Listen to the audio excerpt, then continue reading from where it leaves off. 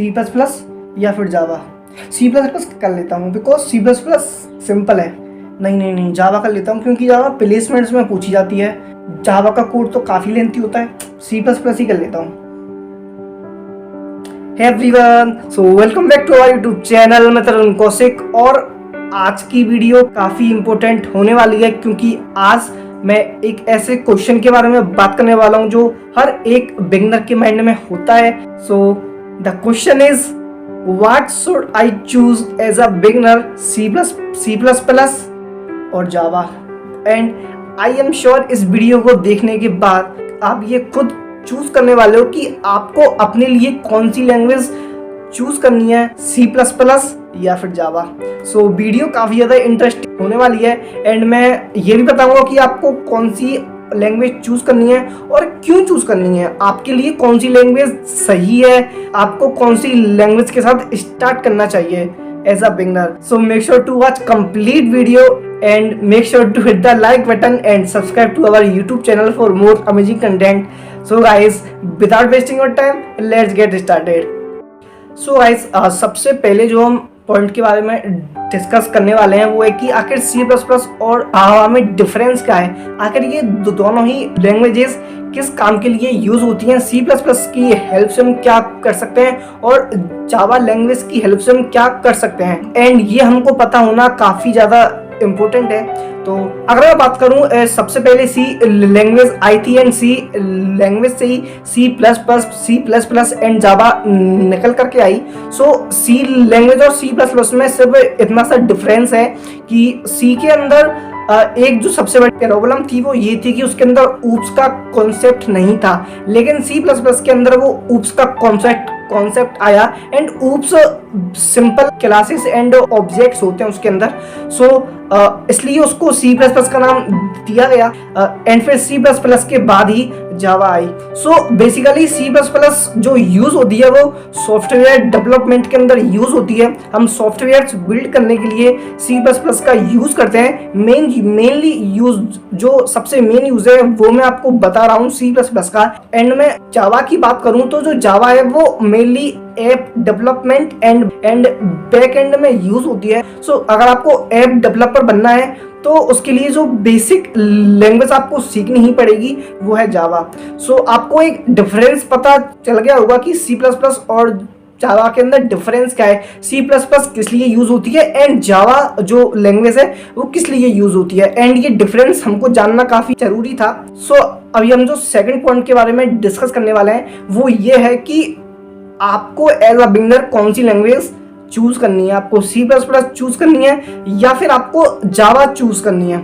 तो अगर मैं आपको सिंपल भाषा में बताऊं कि आपको कौन सी लैंग्वेज चूज करनी है एज अ बिगिनर, तो अगर आपने स्कूल में सी प्लस प्लस सीखी हुई है, अगर आपने सी प्लस प्लस पढ़ी हुई है और आपको बेसिक कॉन्सेप्ट्स के बारे में पता है, जैसे कि फंक्शंस क्या होते हैं, वेरिएबल्स क्या होते हैं, लूप्स क्या होते हैं, if condition if else conditions क्या होती है, देन आपको सी प्लस प्लस चूज करनी है। वो आपके लिए बेस्ट ऑप्शन रहने वाला है। लेकिन अगर आप एकदम बिगिनर हो, आपको प्रोग्रामिंग लैंग्वेज के बेसिक्स नहीं आते हैं, आपको ये फंक्शंस, वेरिएबल्स और ये लूप्स वगैरह कुछ भी नहीं आता है, आप एकदम बिगिनर हो, तो आपको जावा चूज करनी है, आपको सी प्लस प्लस चूज नहीं करनी है। लेकिन ऐसा क्यों हमको सी प्लस प्लस चूज नहीं करनी है, क्यों हमको जावा ही चूज करनी है, तो वो क्यों का जवाब हम आगे इस वीडियो में डिस्कस करने वाले हैं। तो अब आपको ये तो पता चल गया है थोड़ा थोड़ा कि आपको कौन सी लैंग्वेज चूज करनी है। अगर आपको पहले से बेसिक्स आते हैं तो आपको सी प्लस प्लस चूज करनी है, और आपको प्रोग्रामिंग के अंदर कुछ भी नहीं आता है तो आपको जावा चूज करनी है। लेकिन क्यों, उसके पीछे मोटिव क्या है चूज करने का। तो मैं अगर प्लेसमेंट के पर्सपेक्टिव से बात करूं कि आपको अगर अच्छी प्लेसमेंट चाहिए अपने कॉलेज के अंदर तो आपको कौन सी लैंग्वेज चूज करनी है एज अ बिगिनर, तो मैं आपको एक क्लियर कर दूं कि आपको प्लेसमेंट्स के लिए 2 3 या 4 बहुत या फिर बहुत सारी लैंग्वेज सीखने की ज़रूरत नहीं है।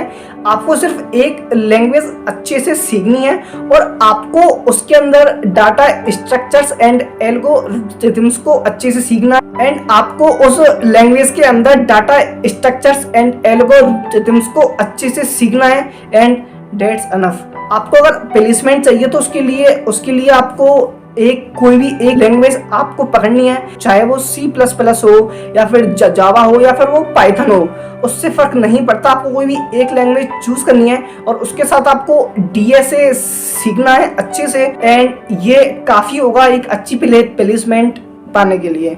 और मैं आपको एक बात और बताऊं, अगर आप इंडिया में आपको प्लेसमेंट्स मिलती है और आप कंपनी के अंदर जाते हो तो आपको जो लैंग्वेज आती है उससे फर्क नहीं पड़ता, आपको वहां पे जाके कुछ और ही लैंग्वेज सीखनी पड़ती है एंड उस टाइम पे अगर आपको प्रोग्रामिंग लैंग्वेज की बेसिक्स पता है तो आपको सीखने में ज्यादा दिक्कत नहीं आती है। एंड काफी जो बिगनर्स होते हैं उनके माइंड में ये भी काफी बड़ा ये डाउट होता है कि हम एक सिंपल लैंग्वेज के साथ ही तो स्टार्ट कर सकते हैं जैसे कि पाइथन। एंड मैंने एक वीडियो भी बनाई थी कि आपको कौन सी लैंग्वेज के साथ स्टार्ट करना चाहिए एंड उसमें मैंने बताया था कि आपको पाइथन या फिर C++ में से किसी भी एक लैंग्वेज के साथ आप स्टार्ट कर सकते हो। वो क्यों और कैसे वो सब मैंने उस वीडियो में बताया हुआ है, तो आप जाकर उस वीडियो को भी चेकआउट कर सकते हो। मैं उस वीडियो की लिंक डिस्क्रिप्शन में दे दूंगा, वहां पे जाके देख लेना, पर पहले इस वीडियो को देखो पूरा। अगर आप एक सिंपल सी लैंग्वेज के साथ स्टार्ट करते हो कोडिंग की जर्नी को, जैसे कि पाइथन, अब अगर आप पाइथन सीखते हो और पाइथन सीखने के बाद आप C++ सीखते हो, फिर आप जावा सीखते हो, प्रॉब्लम्स को फेस करना पड़ सकता है। क्योंकि मैं अगर C++ की बात करूं तो C++ के अंदर कुछ ऐसे टॉपिक्स हैं जिनसे जो कि C++ लैंग्वेज को काफी ज्यादा हार्ड बना देते हैं, जैसे कि पॉइंटर्स। तो पॉइंटर्स के अंदर जब आप C++ सीखोगे एंड उसके अंदर जब आप पॉइंटर्स को करोगे तो आपको काफी ज्यादा एरर्स वगैरह देखने को मिलने वाली है एंड ये दिक्कत जो जावा के अंदर है वो बिल्कुल भी नहीं है, उसके अंदर ये सब ऑटोमेटिक होता है। तो ये एक हम एडवांटेज बोल सकते हैं जावा के अंदर, जो कि C++ को थोड़ा हार्ड बना देता है कंपेयर टू जावा। एंड अगर मैं पाइथन की बात करूं तो पाइथन हम सबको पता है कि पाइथन सबसे ज्यादा सिंपल लैंग्वेज है, लेकिन अगर आप अपनी कोडिंग जर्नी की शुरुआत एक सिंपल लैंग्वेज के साथ करते हो एंड उसके बाद आप एक हार्ड लैंग्वेज पे या उसके बाद आप एक मीडियम लैंग्वेज पे एंड उसके बाद फिर आप एक हार्ड लैंग्वेज पे स्विच करते हो तो आपको काफी सारी प्रॉब्लम्स को फेस करना पड़ सकता है। एंड जो पाइथन है वो एक इजी लैंग्वेज है और जो C++ है वो एक हार्ड लैंग्वेज है, लेकिन जो जावा है वो एक मीडियम लेवल की लैंग्वेज है, ना वो बहुत ज्यादा इजी है एंड ना वो बहुत ज्यादा हार्ड है। तो आपको अगर एज अ बिगिनर किसी लैंग्वेज का स्टार्ट करना चाहिए तो वो एक मीडियम लेवल की लैंग्वेज के साथ स्टार्ट करना चाहिए, जो कि है जावा। आपको सबसे ज्यादा हार्ड लैंग्वेज C++ के साथ भी स्टार्ट करने की जरूरत नहीं है और आपको सबसे ज्यादा इजी लैंग्वेज पाइथन के साथ भी स्टार्ट करने की जरूरत नहीं है। आप एक मीडियम लेवल की लैंग्वेज के साथ स्टार्ट कर सकते हो जावा, और जावा के अंदर आप ऐप डेवलपमेंट भी कर सकते हो एंड आप बैकएंड पे भी काम कर सकते हो।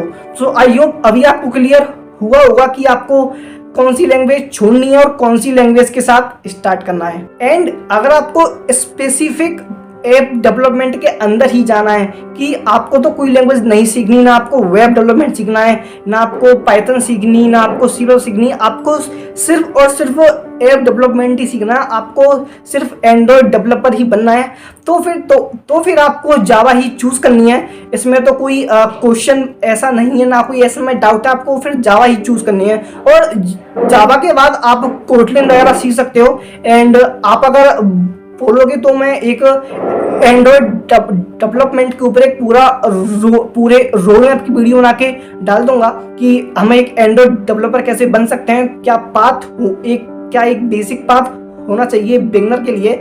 सो अब इस वीडियो पे वापस आते हैं। सो आई होप आपको अब क्लियर हो गया होगा अच्छे से कि आपको कौन सी लैंग्वेज चूज करनी है और कौन सी लैंग्वेज आपको छोड़नी है एज अ बिगिनर। सो आपको आपके क्वेश्चन का आंसर मिल गया होगा एंड आई होप अब आपके माइंड में इस टाइप का कोई भी क्वेश्चन नहीं होना चाहिए। आपको अब ये क्लियर हो जाना चाहिए कि आपको कौन सी लैंग्वेज के साथ स्टार्ट करना है अपना कोडिंग, अपनी कोडिंग जर्नी। एंड ये मैं ऑलरेडी बता चुका हूँ कि आप अगर प्लेसमेंट के पर्पज से देख रहे हो तो फिर आप किसी भी लैंग्वेज का स्टार्ट कर सकते हो। आप C++ भी सीख सकते हो, आप जावा भी सीख सकते हो, आप पाइथन भी सीख सकते हो, उससे फर्क नहीं पड़ता। आपको DSA अच्छे से सीखना होगा, आपको उस पार्टिकुलर लैंग्वेज के अंदर DSA को अच्छे से इम्प्लीमेंट करना आना चाहिए, उससे अच्छे से आपको सीखना होगा। दैट्स ऑल, बस इस वीडियो में इतना ही। I hope you guys like this video and make sure to hit the like button and subscribe to our YouTube channel. So guys, see you guys in the next video. Thank you.